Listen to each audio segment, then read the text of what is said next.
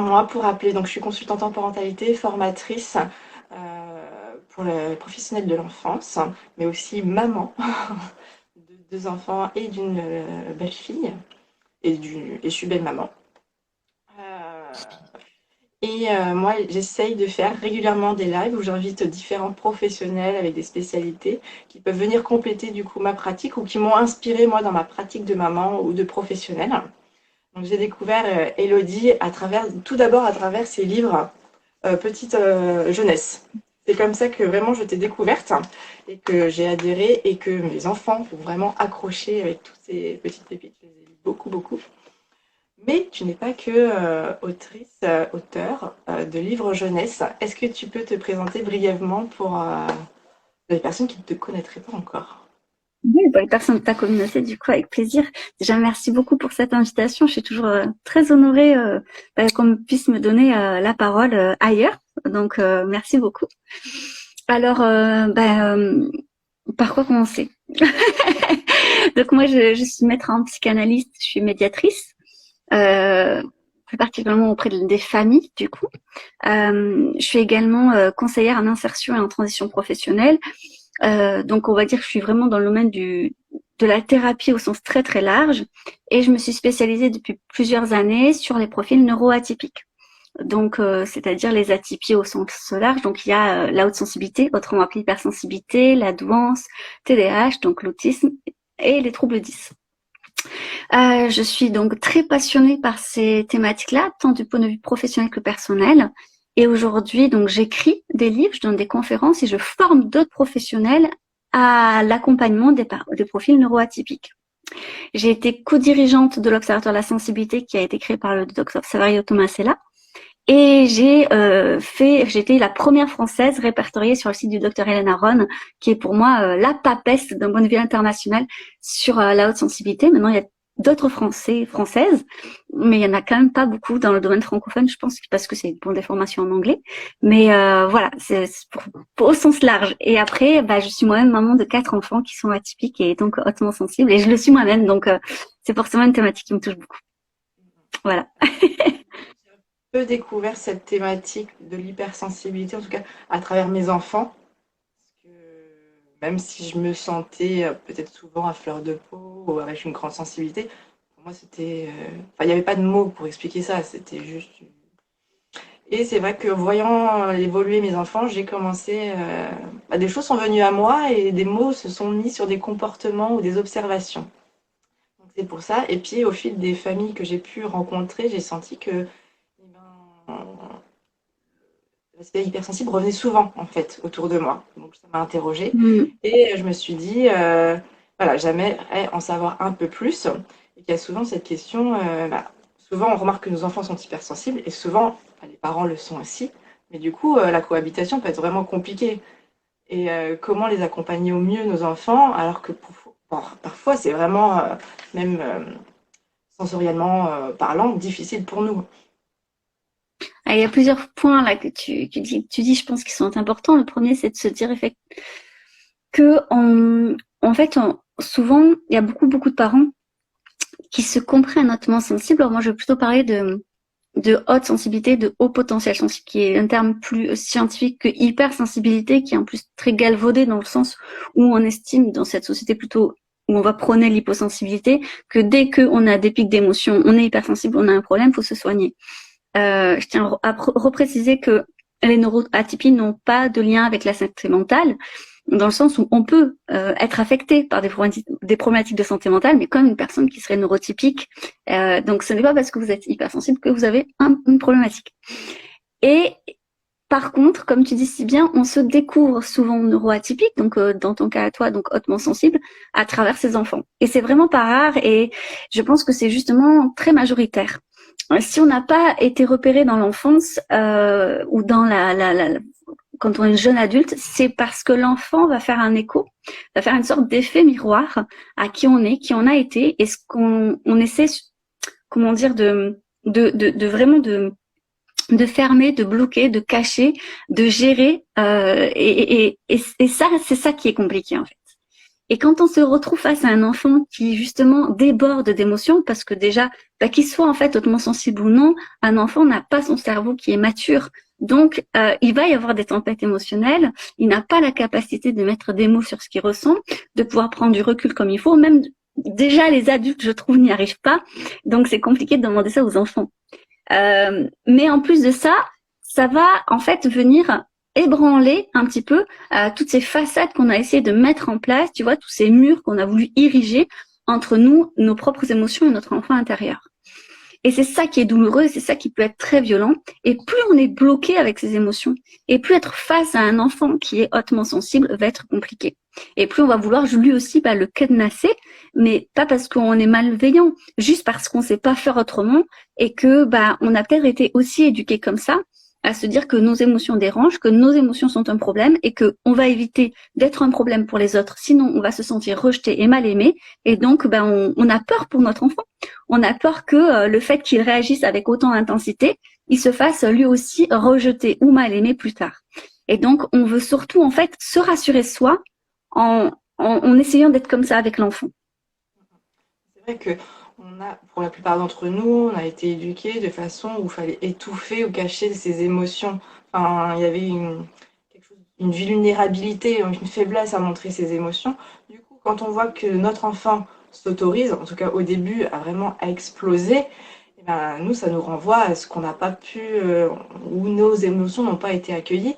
Et donc, si nos propres émotions n'ont pas été accueillies, c'est difficile de proposer cet accueil aux émotions de notre enfant. Enfin, vraiment, il y a notre propre éducation qui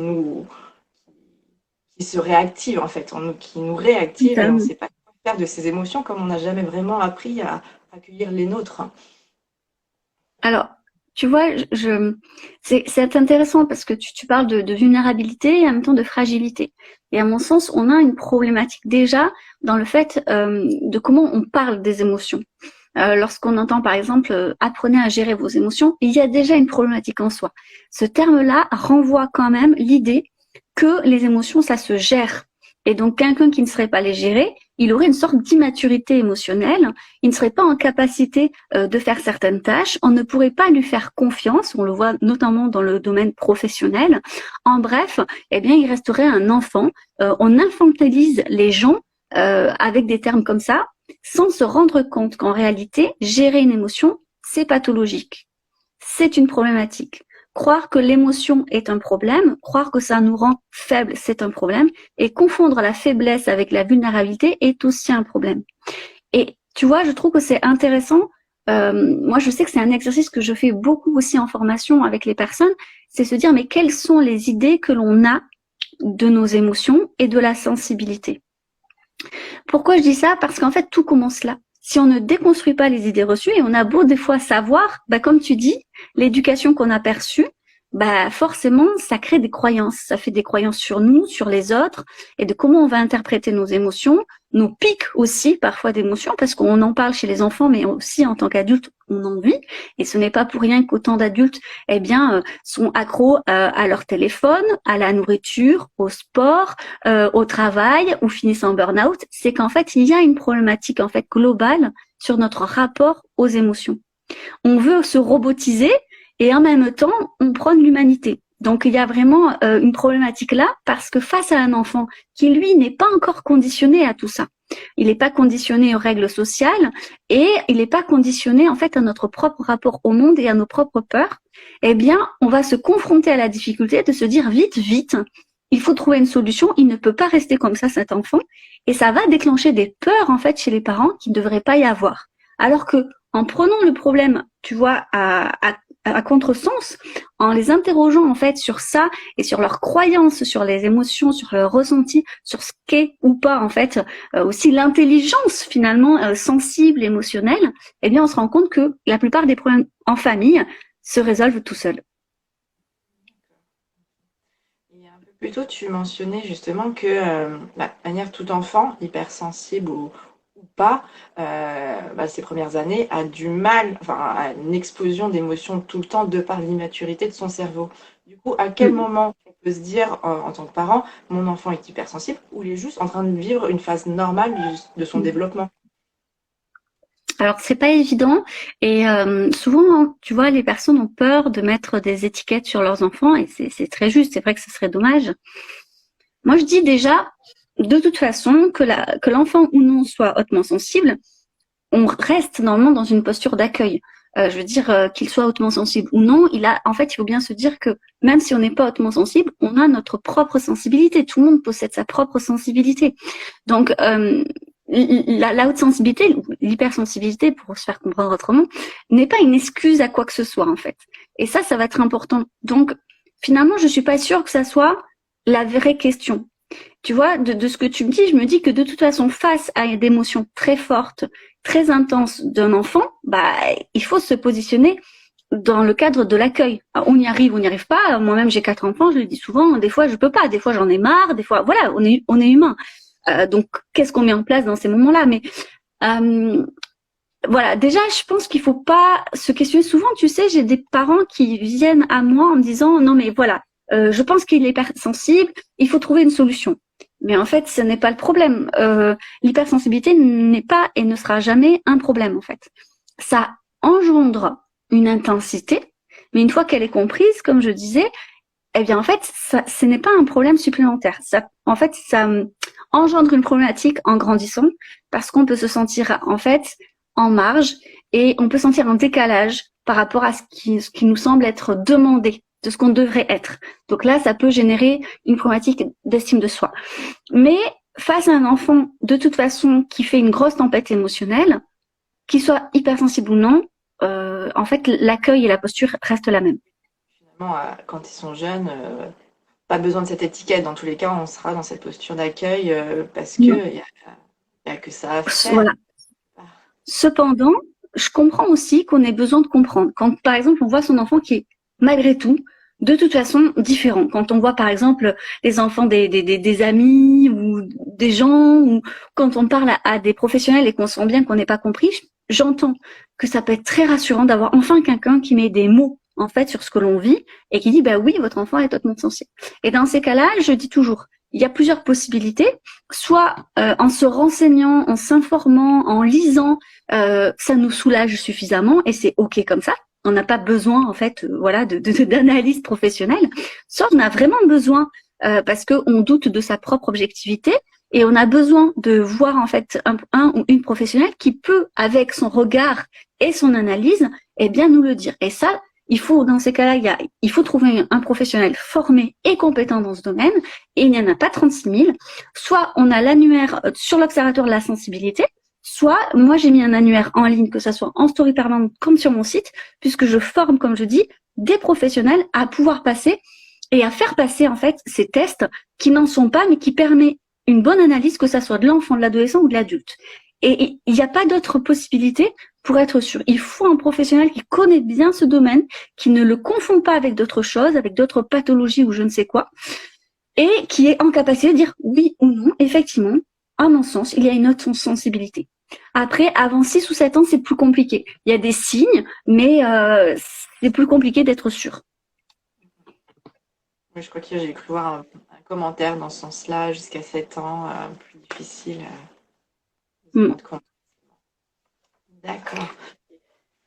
Et du coup, donc tu as écrit justement un livre récemment sur ce sujet-là, en tout cas dans le cadre de la famille atypique, que j'ai vraiment dévoré. Merci. Des mots, enfin je l'ai lu alors que bon, le temps, il se lit super bien et c'était très clair et très parlant les exemples que tu as pu donner. Et j'ai vu par exemple, tu parlais de l'hyperesthésie visuelle, tu donnes cet exemple à un moment où, je ne sais plus si c'est toi que ça concernait, où tu t'es rendu compte que finalement en allant vers le minimalisme, tu te sentais mieux aussi. Mais après, je me suis dit, alors j'ai fait un peu des parallèles, comment on fait dans ces cas-là quand par exemple tu as un conjoint ou des enfants qui aiment garder beaucoup de choses ou qui font plein de collections ou qui ont des passions qui prennent de la place et que toi, justement, tu as un besoin de minimalisme quelque part. Comment arrives-tu à trouver cet équilibre? On pourrait-on trouver un équilibre? Oui. Alors, c'est dans ce livre que tu l'as trouvé. Ouais. Alors pour ce livre, donc c'est Ma famille atypique aux éditions Le Duc, et c'est vrai que je livre beaucoup de choses sur notre propre famille. C'est le seul livre où j'en parle. C'est avec mon éditrice, ça c'est beaucoup. Je me rappelle, j'osais pas, je voulais pas. Puis finalement, elle m'a convaincue en me disant, mais en même temps, c'est intéressant. Et effectivement, le minimalisme, donc ça me concerne. Alors après, moi, je suis dans la situation où mon conjoint, ça pose pas de problème, mais j'ai 4 enfants et ils sont pas, bon, ça reste des enfants, donc ils mettent de tout partout. Voilà. Donc, en fait, je dirais qu'on peut trouver des pièces où on peut se ressourcer. Par exemple, moi, ça va être mon bureau, notamment, où il n'y a pas de jouets. En fait, la porte est fermée. C'est le bureau, en fait, à un moment où je peux aller il y a un canapé, je peux me ressourcer, je peux m'apaiser. C'est assez, par rapport au reste de la maison, il y a le moins de choses possibles et ça m'apaise et ça me soulage quand j'en peux plus. Donc voilà. Mais ça peut être d'autres techniques, bien entendu. Moi, je vois par exemple mon mari a une hyperesthésie, tu vois, auditive. Donc lui, c'est vraiment le son et le bruit. Eh bien, il a un casque de chantier en général sur les oreilles, ce qui permet à la fois d'entendre en fait le son et les enfants quand ils parlent. En fait, on entend quand on parle, mais ça insonorise en fait un petit peu les forts bruits d'une certaine manière. Moi, je sais que je peux pas du tout. J'ai l'impression d'être sous l'eau avec son truc. C'est insupportable pour moi. Mais lui, ça le soulage. Donc voilà, il y a des petites techniques comme ça lorsqu'on a certaines sensibilités. Plus toi parce que, en effet, moi j'ai des enfants qui font vraiment, qui ont besoin de crier parfois vraiment, ou, enfin c'est très strident et je suis très sensible à ça aussi et mon conjoint aussi. Et en effet, on leur a acheté des casques anti-bruit quand on allait au concert et finalement bah, on les utilise autant pour nous parce que bah, j'ai envie de pouvoir accueillir leur crise sur un instant T et en même temps, enfin physiquement c'était plus possible pour moi. Donc bah, ça a fait rire des parents à qui je donnais cette piste, mais finalement ben, moi, je pouvais être, enfin, respecter ma sensibilité, mais aussi accueillir leurs moments de crise, leurs émotions. Et c'est vrai que bon, c'est rigolo de se promener avec un casque. Et aussi, quelque part, je trouvais que c'est assez parlant pour les enfants parce qu'on leur explique que ça nous fait mal aux oreilles pour qu'ils comprennent aussi, qu'ils essayent. Bon, pas pendant la crise parce que là, c'est pas possible. Mais le fait de voir, en fait, qu'on est en train de se protéger, bah, ils se rendent compte aussi, je pense, après coup peut-être, que bah, on n'a pas les mêmes sensibilités au même instant. Ils peuvent prendre un peu en compte, en tout cas en grandissant, que nos besoins aussi. Enfin, je sais pas si ça te parle. Même si, totalement, je trouve que c'est par l'exemple. Et puis, du coup, on les sensibilise petit à petit aussi à l'empathie, à se dire, bon, ben voilà, là, c'est plus... Et on le voit qu'en grandissant, les enfants comprennent plus, mieux, et que c'est plus facile, tu vois. C'est comme au niveau de nos émotions. La manière dont... Enfin, la relation qu'on a avec soi-même, avec nos émotions, eh bien, l'enfant, il voit, en fait, par l'exemple. Et on réalise pas souvent à quel point soi-même on est défaillant, soit parce que après on culpabilise vite et c'est pas le but. Moi je dis en fait c'est le souci de culpabiliser, c'est que ça nous fait perdre de l'énergie et que ça nous aide pas à trouver une solution. On culpabilise, donc c'est bon, ouf, genre on n'est pas de si mauvaises personnes. Bon, ben ok, très bien, mais du coup t'as pas trouvé de solution. Donc ça, on tombe, je trouve souvent dans ce piège parce qu'on a été éduqué comme ça. C'est pas bien, culpabilise. Bon, ben d'accord, mais on n'a pas de solution. Le but de se rendre compte de nos défaillances, c'est pas pour s'auto-flageller, c'est pour se dire comment je peux les travailler en fait. Comment, grâce au travail sur moi, ça peut impacter positivement toute la famille.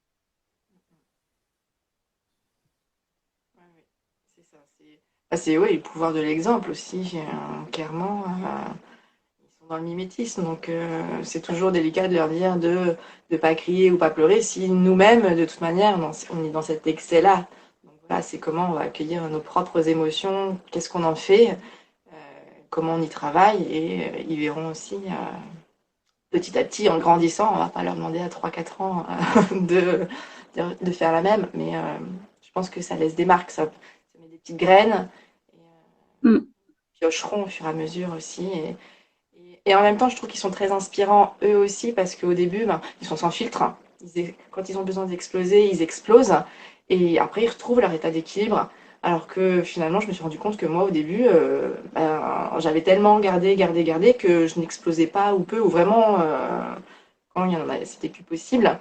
Et, euh, et j'ai retrouvé en fait cet état d'équilibre en laissant sortir mes émotions je me rendais compte de ce que vivait ma fille. Et quand je me l'autorisais aussi, je retrouvais en fait cet état d'équilibre et je prenais conscience des besoins en fait que je n'avais pas écoutés, mes propres besoins que je n'avais pas voulu combler ou que j'avais mis de côté longtemps. Donc je trouve qu'ils sont vraiment très inspirants aussi, eux, les enfants. Pour nous. Totalement, totalement. Alors moi, j'ai un décalage entre les commentaires, bon, comme toujours. Je me permets, si tu veux bien juste répondre aux commentaires que je crois que j'ai vus. Il y a marqué, doit-on croire à un test de QI passé à notre enfant jusque 7 ans par un neuropsychologue? Alors attention, le test de QI, c'est bien pour la douance et non pas pour la haute sensibilité. Mais oui, honnêtement, si un neuropsychologue tu as fait passer un test, crois-le. Je veux dire, pour moi, voilà, ils sont en capacité de donner effectivement une réponse à cette question-là. Et après, il y a marqué, très difficile de trouver un professionnel à capacité d'accompagner ma fille de 16 ans. Je te recommande vraiment d'aller sur mon compte. Je crois que c'est Amélie. Parce que dans Story Parlante, il y a marqué annuaire. Et ce sont des professionnels vraiment de confiance que j'ai mis là, que j'ai moi-même formé, que je sais qu'ils ont un parcours vraiment très clean et qui accompagnent à distance. Donc, je trouve que ça peut être intéressant si jamais tu es en difficulté avec ta fille parce que je sais ô combien la période d'adolescence, en plus, ça peut être compliqué. Donc, faut pas hésiter à demander de l'aide. Après, ça marche ou ça marche pas, mais voilà. Après, on te demande, du coup, Julie, si le live sera enregistré, mais je pense que oui. J'imagine que tu le laisseras. Oui, oui, je vais le laisser en ligne de toute manière et je vais voir en général les lives. Donc là, c'est la première fois qu'on le fait sur Insta. Et souvent, après, je les mets sur ma page YouTube où on retrouve tous les lives. Donc je sais pas si je vais réussir. Bon, je pense que c'est faisable aussi avec Instagram. Il n'y a pas de raison. Oui, à la fin du live, on te demande est-ce que tu veux l'enregistrer sur ton téléphone ou le mettre en replay. Mais enregistrer sur le téléphone parce que si tu mets en replay en fait et que ça bug, tu perds tout. Tandis qu'une fois que c'est enregistré sur ton téléphone, tu peux après l'uploader sur Instagram et ailleurs. Je te le dis parce que ça m'est déjà arrivé et je peux te dire que tu as vraiment des boules. Du coup, je ferai enregistrer, ça marche. Je prends note. Et du coup, vous pouvez retrouver justement le lien dans ma bio où vous allez retrouver le lien pour aller sur la page YouTube et retrouver justement tous les précédents lives. Si vous avez envie de les retrouver, les visionner, il y a eu plein de professionnels très très variés qui sont intervenus Ça c'est sur. chouette. C'est vrai que c'est ce que je dis souvent aux gens. Faites votre salade composée. Parce qu'en fait, son enfant, le parent est l'expert de son enfant.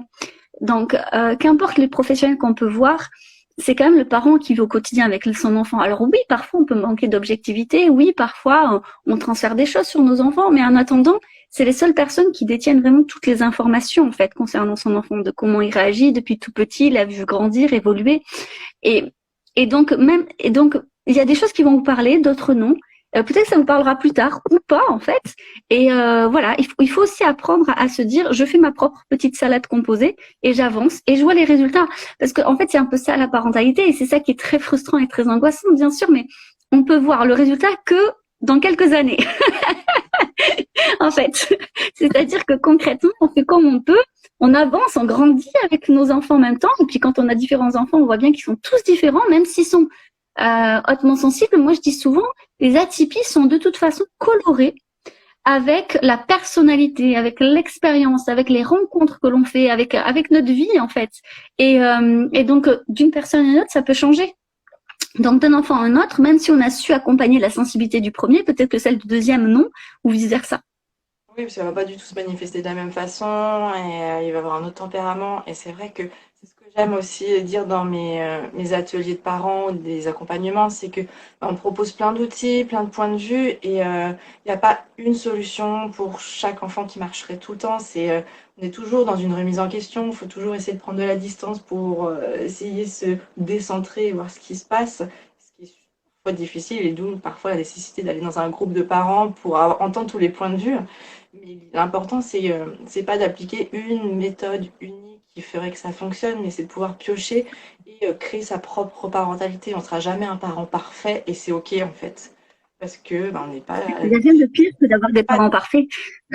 C'est très angoissant pour un enfant parce qu'il va grandir avec un idéal qu'il ne pourra jamais atteindre et il va croire qu'on ne peut être aimé que si justement on atteint un idéal alors que c'est pas du tout le cas. vraiment l'idée, c'est que chacun va trouver sa façon d'être parent, sa façon d'accompagner ses enfants pour que ça soit OK pour chacun. Finalement, c'est vraiment trouver cet équilibre entre les besoins des parents, les besoins des enfants, et avec tout ce melting pot, être dans une parentalité alignée avec qui on est, avec nos valeurs quelque part. Et je trouve que c'est super important de pas se mettre trop la pression. En tant que parent, on fait du mieux qu'on peut de toute manière. Et on essaye de chercher des solutions tout le temps. Et parfois, elles sont peut-être juste en nous, mais on n'y croit pas assez, ou on se dit qu'à côté, c'est mieux. Et on pourrait en parler longtemps. Totalement, totalement. Il y a une question de L. Uki. Alors le test de QI, de toute façon, enfin, aucun test n'est obligatoire. Il faut savoir quand même que ça reste facultatif. Je pense que les personnes qui ont besoin de passer le test, c'est soit parce qu'elles ont vraiment, vraiment besoin que un ou une professionnelle le dise pour une question de légitimité. Par exemple, pour le cadre des enfants, c'est pour le saut de classe, c'est obligatoire. Ou parce qu'on est en difficulté et qu'on veut y voir clair parce qu'on ne comprend pas. Mais en soi, il y a plein de personnes neuroatypiques qui n'ont jamais été testées, qui ne le savent même pas et qui s'en foutent. Et c'est très bien comme ça. Enfin, je veux dire, c'est tant que vous êtes bien avec vous, avec vos enfants, voilà. Je pense qu'à un moment donné, on se pose la question parce qu'à un moment donné, on est face à des difficultés et qu'on cherche une réponse et c'est légitime. Mais après, il y en a, ils se posent pas la question parce que ça coule de source et c'est tellement ok. Donc c'est jamais obligatoire, bien entendu. Oui, c'est ça, c'est vraiment quand on va rencontrer un mal-être quelque part et qu'on a besoin d'avoir un éclaircissement pour pouvoir avancer. Mm-hmm. Moi, je l'ai vu dans des enfants où, en fait, on voyait dans le comportement, dans plein de petits détails qui faisaient qu'ils étaient probablement haut potentiel et hautement sensibles. Mais finalement, ils s'épanouissaient à l'école, ils avaient sauté une classe sans problème et ça fonctionnait, socialement ça allait très bien. Donc il n'y avait pas de raison finalement de se mettre cette pression qui aurait en fait été plus une Non, pression c'est ça. en plus, alors que c'est des enfants qui se mettent facilement la pression d'eux-mêmes. Donc il n'y avait pas nécessité dans son quotidien, à cet instant T en tout cas. Après, peut-être dans quelques années, il y aura d'autres difficultés, d'autres transitions vers l'adolescence ou vers la vie adulte. Mais parfois, en effet, si tout est OK, il n'y a pas besoin d'aller mettre cette étiquette quelque part, officialisée en tout cas. Je sais pas. Il paraît que les filles cachent leur douance pour s'aligner aux autres enfants. Comment faire pour éviter cela? Alors c'est vrai que, alors ça c'est un autre sujet parce que il y a la haute sensibilité et la douance sont vraiment deux atypies différentes. On peut être les deux, on peut être l'une ou l'autre, on peut ne être aucun des deux. Dans le cas de la douance, on se rend compte qu'effectivement, j'ai proposé dans le cadre de je dis juste que dans le cadre de la semaine de la sensibilité fait par l'Observatoire de la sensibilité, il y a en fait ils ont une chaîne YouTube et j'ai proposé justement, vous pouvez voir une conférence, elle est gratuite lors de ce live. Pour parler de la femme atypique en fait, parce que c'est très particulier. Les femmes, elles ont tendance à avoir honte et à cacher leur douance, et ce depuis toute petite. Et parce qu'une femme intelligente, ça gêne, parce que c'est pas ce qu'on lui demande, parce que elle a plutôt tendance à se caméléoniser. Donc on est vraiment dans le syndrome du caméléon. Si ces thématiques-là vous intéressent, parce que là, du coup, on va rester juste une dizaine de minutes, mais ça pourrait être le live d'une heure, mais j'ai écrit 2 livres à ce sujet, La femme atypique, aux éditions Jouvence, mais c'est dans le cadre pro. Et là, il y a la version perso, c'est Femmes au multipotentiel, qui est actuellement en précommande et qui sort en février, toujours aux éditions Jouvence, donc vous pouvez déjà le précommander, où je parle de tout ça, justement, comment les femmes, en fait, inhibent leur capacité intellectuelle et même, en fait, se convainquent qu'elles sont bêtes, qu'elles ne sont pas surdouées. Comme par exemple, lorsqu'on découvre qu'un enfant est surdoué et qu'on interroge est-ce que vous ou le papa, parce que c'est souvent la mère dans les couples hétérosexuels qui amène l'enfant à faire la passation, est-ce que vous ou le papa, vous êtes surdoué? La femme aura toujours tendance à dire non, moi, non, jamais, ça doit être le papa.